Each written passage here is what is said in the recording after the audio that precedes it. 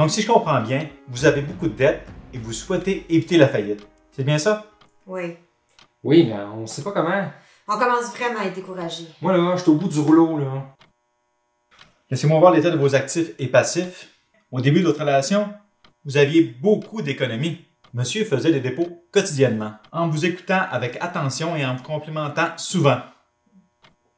Madame faisait aussi des dépôts régulièrement, en vous encourageant dans tous vos projets et avec sa réceptivité sexuelle. Oui. Ensuite, vous avez commencé reproches, déceptions, disputes, évitements. J'en passe. Ben oui. Et l'an passé, une grosse dépense. Une infidélité.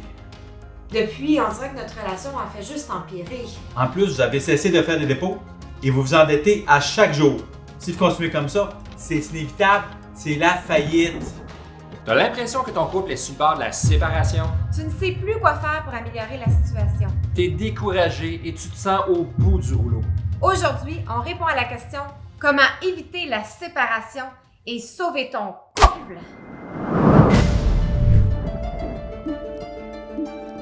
Salut tout le monde! Salut! Je m'appelle Valérie Santaine, coach conjugal. Et moi, Stéphane Lecault, producteur vidéo. Pour illustrer la santé d'un couple, aujourd'hui, nous allons la comparer à la santé, attention, financière.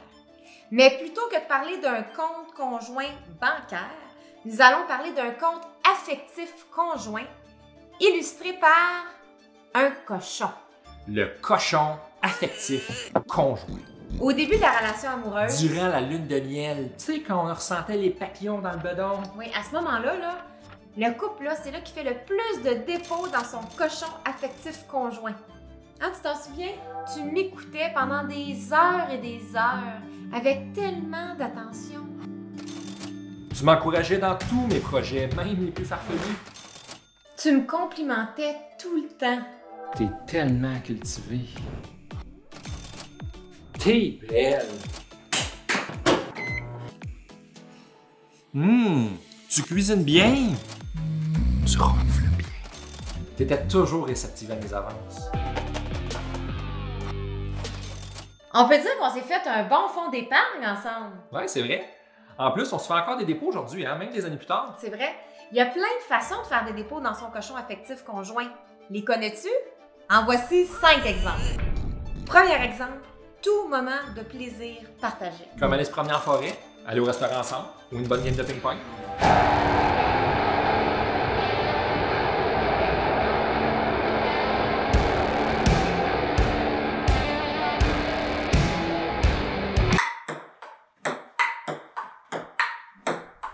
Deux, l'utilisation des 5 langages de l'amour. Comme se dire des paroles valorisantes, se faire des cadeaux, se rendre service, passer un moment de qualité ensemble, ou se donner de l'affection. 3. Quand l'on répond à nos besoins mutuels. Comme les besoins de partage, de respect, d'écoute, de simplicité, de séduction, d'engagement, de sécurité. 4. Par des projets ou intérêts communs. Comme des projets de rénovation, de voyage, de famille ou des intérêts communs, comme la randonnée, la musique ou écouter The Voice. Et 5. Par une sexualité épanouie. Comme... Mais malheureusement, il n'y a pas que des dépôts dans ce cochon-là. Il y a aussi un moment où les membres du couple vont commencer à faire des retraits de leur cochon affectif conjoint et à dépenser leurs économies. Ouais, comme quand j'oublie de faire ce que je t'ai dit que j'allais faire. Mon amour, t'es-tu allé chercher les enfants comme t'avais dit? C'est quand que papa arrive? Voici 5 exemples de retraits possibles du cochon affectif conjoint. 1. Utiliser les 4 pirates de la communication. L'attaquant qui accuse et reproche. Le défensif qui contre-attaque et se justifie. L'écrasant qui méprise. Et le fuyant, qui fuit. Ce sont ces 4 pirates de la communication qui sont les responsables de la chicane au Québec ou de la dispute dans la francophonie. 2. La présence d'un ou plusieurs comportements toxiques. Oui, ces toxines qui nous envahissent. 3. Tout moment, parole ou action qui peut être blessante pour l'autre. Comme regarder l'autre avec mépris, avoir une routine plate à mort ou dire des paroles blessantes. Des paroles blessantes! 4. Quand tu vis de la déception ou de la frustration envers ton partenaire ou envers ta vie de couple. Comme quand tu vis des refus sexuels à répétition, que tu te rends compte que ton partenaire est loin d'être l'idéal que tu imaginais ou simplement que ta vie de couple est ennuyante.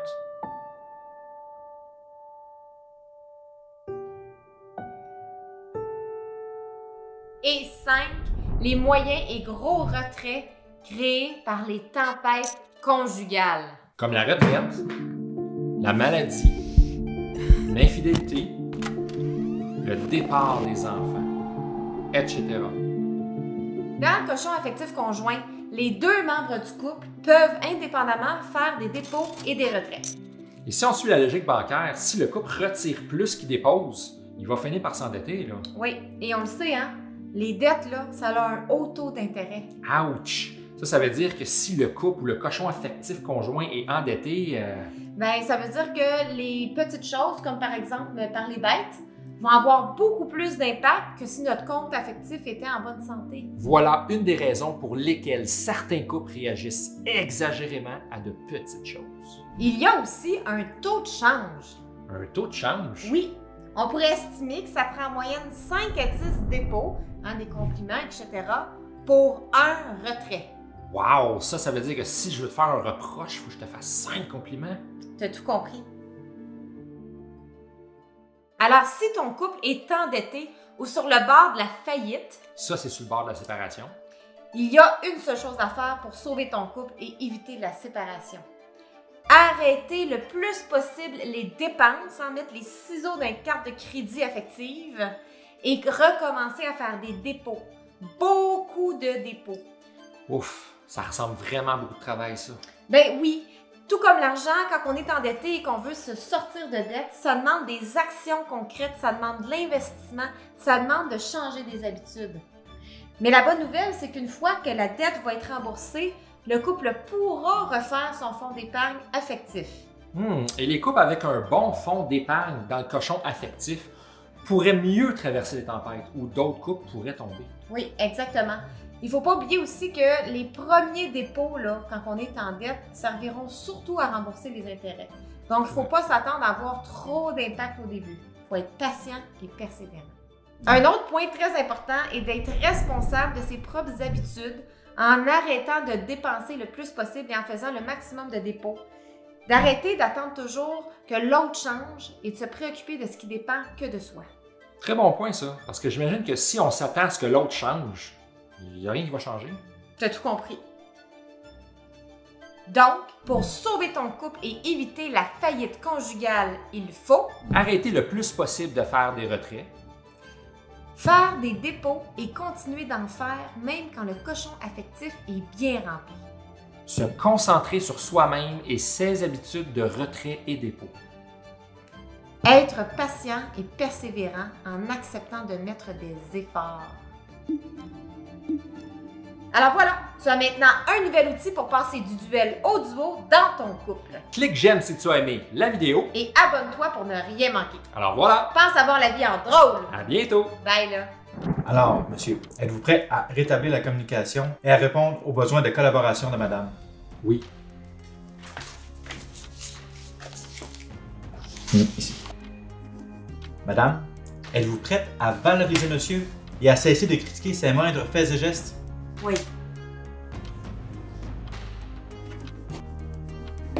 Voilà, vous avez votre plan de redressement. Je suis confiant que vous pouvez éviter la faillite conjugale et retrouver une vie riche d'amour. Merci beaucoup. Oui, merci.